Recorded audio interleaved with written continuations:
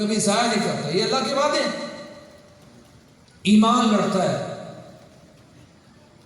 اِنَّا لَنَنْصُرُ رُسُلَنَا وَالَّذِينَ آمَنُوا، ہم اپنے رسولوں کی بھی مدد کرتے ہیں اور ایمان والوں کی بھی مدد کریں گے.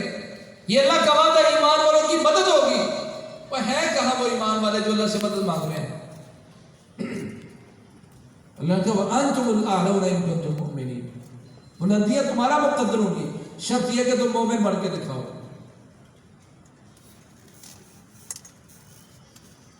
اور اللہ کریم نے پکڑا گیا. وہ بڑی تفصیل ہے، میں اس طرف نہیں جا رہا، میں صرف اپنا جو محلے سے شہادت ہے وہ پیش کرنا چاہ رہا ہوں. اللہ اکبر. جو اعلیٰ ہوتے ہیں، جو بلند ہوتے ہیں، ان کی مدد کیسے ہوتی ہے؟ سب سے پہلے اس راہب کو لایا گیا، اس عالم کو لایا گیا. کہا تو نے بادشاہ نے کہا میری حکومت پہ تو فساد بچاتا پھر رہا ہے اور تو لوگوں کو برگلاتا پھرتا ہے. اس کو گڑھے میں کھڑا کر لیا. کہا مجھے رب مان لے تو تیری جان بخشی، وگرنہ تجھے آرے کے ساتھ چیر کر 2 ٹکڑے کر دیں گے. محمد کریم صلی اللہ علیہ وسلم شاہ فرماتے ہیں اس بابے کو، اس عالم کو، اس راہب کو وہاں کھڑا کر کے اس کے سر پر آرا رکھ کے اس کو چیر کے 2 ٹکڑے کر دیا گیا. پر وہ اپنے دین سے واپس نہیں ہٹا. انہوں نے قربانیاں دی. میں تو آج 10 روپے کی قربانی نہیں دے سکتا، اپنے ٹائم کی قربانی نہیں دے سکتا، اپنے بچوں کی قربانی نہیں دے سکتا، اپنے اسلام کے لیے مال کی قربانی نہیں دے سکتا، اور پوری دنیا پر غلبے کی سوچتا ہوں. یہ شہید ہونے والا تو شہید ہو گیا، 2 بندے باقی ہیں. انہوں نے دیکھا کہ اس کے ساتھ کیا ہوا ہے، سر پر آرا رکھ کے 2 ٹکڑے کر دیے گئے. اب باری تمہاری ہے، بدل جاؤ. وزیر سے کہا بدل جا. کہا نہیں بدلوں گا. اس اللہ نے پیدا کیا اسی کے لیے جان دوں گا. اس کو بھی گڑھے میں کھڑا کر کے چیر کے 2 ٹکڑے کر دیے گیا.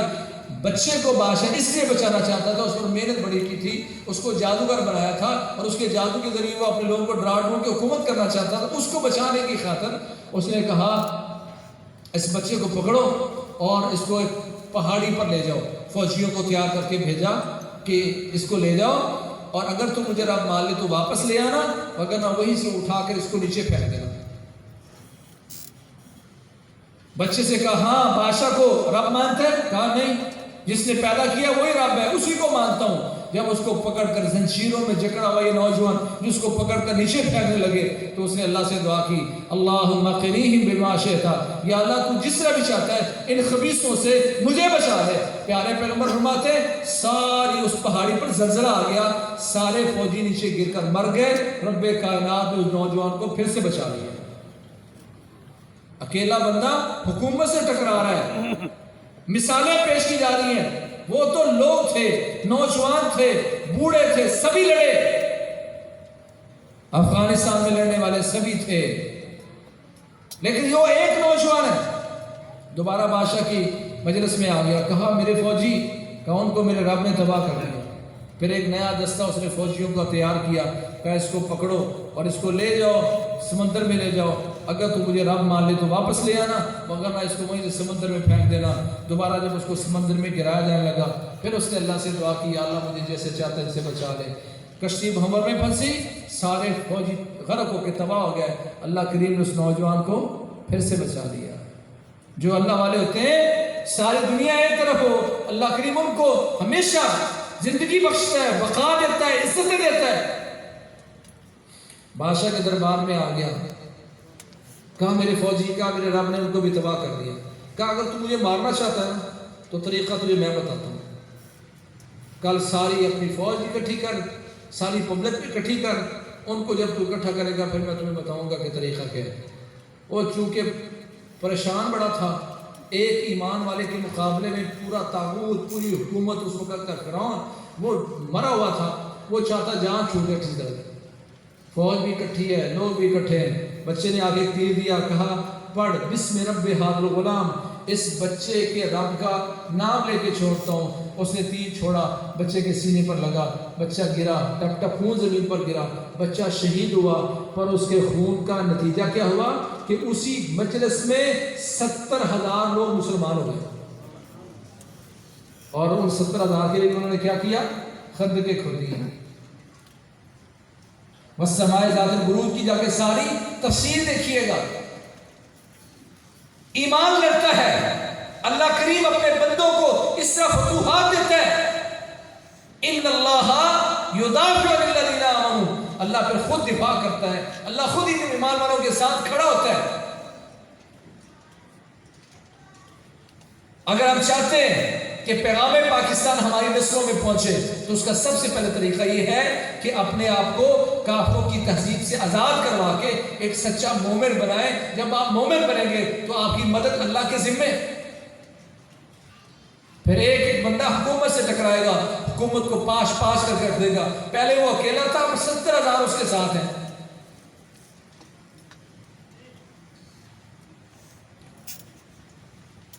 اگر ہم پیغام پاکستان کی پہلی بات جو میں نے عرض کی کہ سب سے پہلے ہم نے آزادی کے لیے الگ سے ملک لیا تھا، تو اگر ہم آزاد ہیں تو یہ پیغام پاکستان کی پہلی صورت ہم نے اپنے آپ نے قبول کر لی، سمو لی، اولاد آل اولاد سارے اہل و عیال آزاد ہو گئے، تو یہ پہلا پیغام پاکستان جو ہم نے قبول کر لیا۔ اسی لیے ہمارے آباء و اجداد نے قربانیاں دی تھی، غلامی میں رہتے تھے، پشیمانی میں رہتے تھے، اللہ کریم ان کو الگ ملک دے دیا تو وہ آزاد ہو گئے۔ دوسرا پیغام مسلم پیغام پاکستان اور پیغام ایمان کیا ہے؟ وہ یہی ہے کہ اگر آپ اس دنیا میں آئے ہیں تو اللہ کے لیے آئے ہیں، ایمان اپنا ثابت کریں، اسلام اپنا ثابت کریں۔ اسلام اور ایمان کا ماننے والا کبھی ذلیل نہیں ہوتا، اللہ کو بلند کرتا ہے۔ یہ دوسرا پیغام پاکستان ہے۔ تیسرا پیغام کیا پاکستان کا؟ پیغام کیا ہے؟ وہ یہ ہے کہ اپنے جس مقصد کے لیے ہم نے ملک لیا تھا، اسلام کو نافذ کرنا، اس کی کوشش کریں۔ ملک میں ہوتا رہے گا، سب سے پہلے میں اپنے 5-6 فٹ قد پر اسلام نافذ کروں، پھر اپنے گھر میں اسلام نافذ کروں، تو یہ ہے جس مقصد کے لیے ہمارے آباء و اجداد نے قربانیاں دی۔ چوتھا پیغام یہ ہے کہ اللہ کریم نے اس ملک کو ہمارے نعمت بنایا ہے، اس نعمت کی قدر کریں، اس سے محبت کریں۔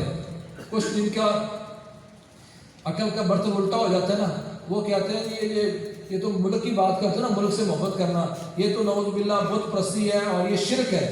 اتنی غلط بات کرتے ہیں، اتنی جاہلانہ بات کرتے ہیں۔ اچھا دیکھو، سنن ترمذی کی روایت ہے، رسول اللہ صلی اللہ علیہ وسلم مکہ المکرمہ سے مدینہ منورہ جانے لگے تو آپ نے بیت اللہ کی طرف، مکہ کی طرف دیکھا، کہنے لگے اے مکہ انک لا حب البلاد الیہ، ایک رات انک لا حب البلاد الی اللہ، اے مکہ تو اللہ کے ہاں اور میرے ہاں دنیا کے سب سے محبوب ترین علاقوں میں سے علاقہ ہے۔ اے مکہ تو محبوب ترین علاقہ ہے۔ اللہ کے نبی نے اظہار کیا مکے سے محبت کا، اور اس مکے میں کیا تھا؟ شرک ہوتا تھا، 360 بت پڑے ہوئے تھے، جہاں شرک کا مرکز بن چکا تھا۔ اللہ کے نبی پھر بھی اسے محبت کر رہے ہیں۔ مدینہ منورہ آگے جہاں منافق رہتے تھے، پرلے درجے کے منافق رہتے تھے، وہاں آ کے پیارے پیغمبر نے اللہ سے دعا کی۔ کیا دعا کی؟ اللہم حبب الینا المدینہ کحبنا مکہ واشد منا، یا اللہ اس مدینے کو، اس مدینے کی محبت ہمارے دلوں میں ڈال دے، مکے جیسی یا مکے سے بھی زیادہ۔ وہاں تو عبداللہ بن ابی بھی رہتا تھا، پھر بھی اللہ کے نبی کیا کر رہے ہیں؟ اللہ سے اس ملک کی محبت مانگ رہے ہیں، مدینہ کی محبت مانگ رہے ہیں۔ آپ میں کوئی ہے یہاں بیٹھا ہوا جو عبداللہ بن ابی سے بھی گندا ہو؟ اس خبیث نے مدینہ منورہ میں فحاشی کے اڈے کھولے ہوئے تھے۔ اللہ کے نبی پھر بھی دعا مانگا، یا اللہ مدینے کی محبت ہمارے دلوں میں ڈال دے۔ جب باہر سے آتے تو مدینہ سامنے نظر آتا تو اپنی سواری کو دوڑانا شروع کر دیتے۔ کیوں؟